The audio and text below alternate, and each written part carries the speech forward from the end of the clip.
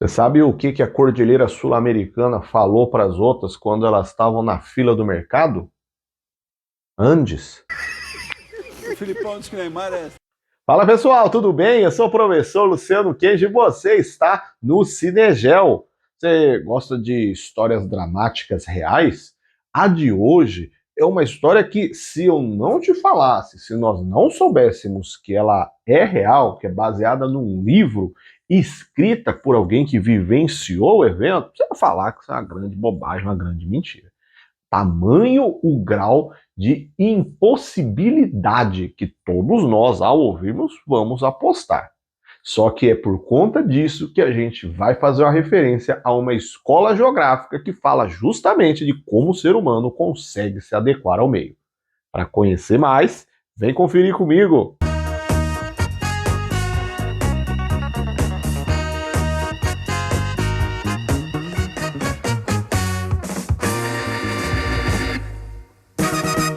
Vivos! Alive! Filme de 1993, dirigido por Frank Marshall, protagonizado por Ethan Hawke e Josh Hamilton. Este filme conta uma história real e impressionante vivenciada em 1972, quando um time de rugby uruguaio viajava para o Chile para realizar uma partida. Este avião fez uma parada em Mendoza, na Argentina, e acompanhamos ele a partir do momento da travessia para o lado chileno da Cordilheira dos Andes. Uma coisa logo de início que você perceberá é que o voo não parece muito o ambiente sério e contido que estamos acostumados a ver ou vivenciar, ou assistir de outros filmes que retratam períodos atuais. Destacando como já feito em outros vídeos no canal, caso você ache o tema sensível, que possa lhe render gatilhos para sentimentos ou sensações ruins, não assista o filme não, fica só aqui no canal para conferir a parte geográfica, beleza?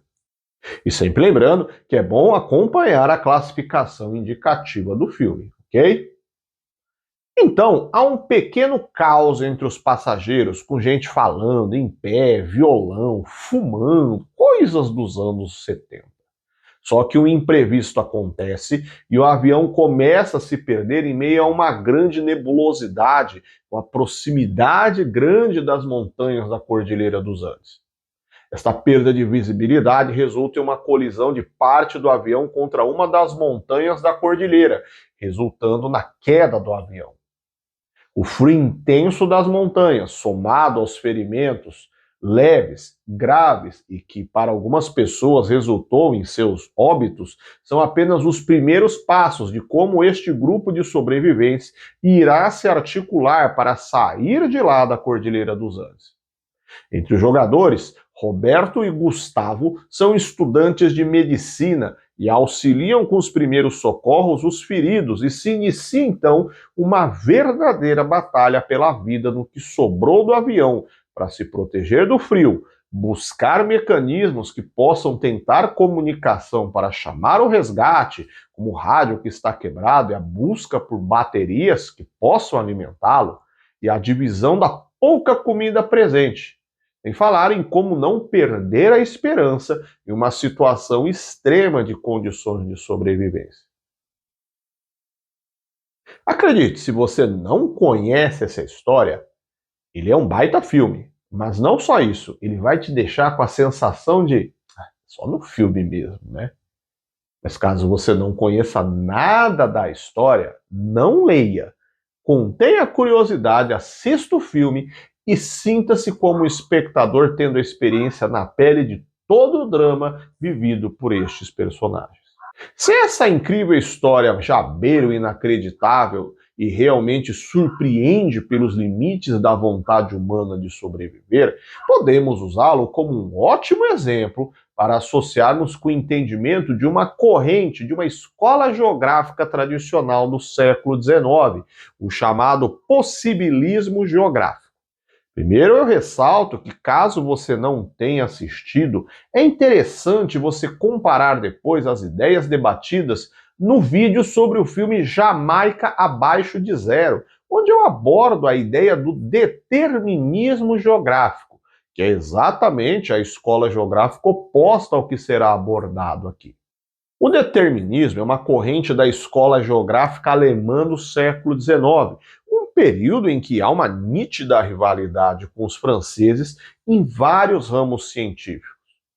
Os países são vizinhos e o clima ruim entre ambos, numa tentativa de se provar mais desenvolvido, seguirá ao longo do século até chegarmos no episódio do início do XX, conhecido como a Primeira Grande Guerra Mundial, onde, entre outros envolvidos, temos a disputa entre alemães e franceses chegando às vias de fato, que você pode também saber um pouco mais no vídeo aqui no canal sobre o filme Nada de Novo no Front.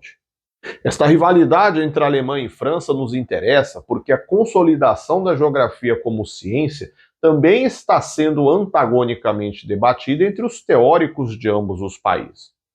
Na Alemanha surge a corrente determinista já citada anteriormente, que num resumo breve para você que não viu o vídeo indicado, diz que nós seres humanos somos parte de uma dinâmica natural, pois somos parte do meio, somos um elemento que vem a se somar com os demais, como os animais, plantas, o ar, a água e tudo o que compõe o meio ambiente.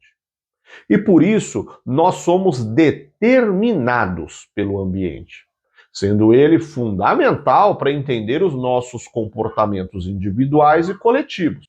Os franceses, dando destaque para Paul Vidal de Lablache, o pai da geografia possibilista, vão totalmente na contramão desta ideia alemã. Para eles, o ser humano se difere dos demais por ser pensante, por ter o poder de tomar decisões que consigam adequar suas demandas aos dificultadores que o meio impõe. O ser humano, nesta ótica, é ativo o suficiente para se adaptar ao meio e, com isso, ele pode se instalar em locais de maior adversidade. Por isso o nome possibilismo. O filme retrata uma situação muito no limite, com adaptações para se proteger do frio, a falta de alimento e a busca de saídas de um local tão inóspito. Mas há outros exemplos menos extremos que este para nos dar suporte para entender a ideia possibilista. A engenharia da época da elaboração dessa corrente geográfica era bem mais simples do que no contexto atual. Então o tempo só ampliou a quantidade de exemplos possíveis de serem expostos como justificadores da teoria possibilista. Estradas e ferrovias que se adaptam à declividade, casas que são construídas em lugares inusitados ou adaptações humanas às condições de extrema temperatura são exemplos da ideia do ser humano poder se adaptar ao meio. Mas vou ainda fazer uma ressalva para deixar claro que não se trata apenas de uma ideia que parece meio óbvia de se constatar a partir do legado estrutural que nós percebemos no dia a dia. A ideia possibilista de dizer que a adaptação ao meio é uma necessidade, um elemento vital para se explicar a formação de um conjunto social forte pela sobrevivência do grupo humano, é a base para se encontrar justificativas para as ações expansionistas francesas ao longo do século XIX, e que vai gerar, inclusive, o conflito da Primeira Guerra Mundial já destacado. Pois se a ideia possibilista fala que o ser humano pode se adaptar ao meio, se desenvolver, só dependendo de suas próprias ações e questões estratégicas, é por isso que é possível ir para a África realizar a colonização do continente, ou pensar em estratégias de manutenção de território em pleno período expansionista da Grande Guerra. A corrente geográfica rivalizou com a geografia alemã no sentido de dizer que as ideias dos alemães eram muito simplórias e ignoravam o fator humano que nos destaca. Mas há, na verdade, esse contexto que explica também interesses bélicos envolvidos entre as duas nações. Só baixaria, né, cara? E aí, você já conhecia esse filme? Você conhecia essa história já? Deixe seu comentário aqui embaixo. Gostou do vídeo? Dá o joinha, compartilha com seus amigos, se inscreva no canal. Eu te espero no próximo vídeo. Até mais. Tchau, tchau.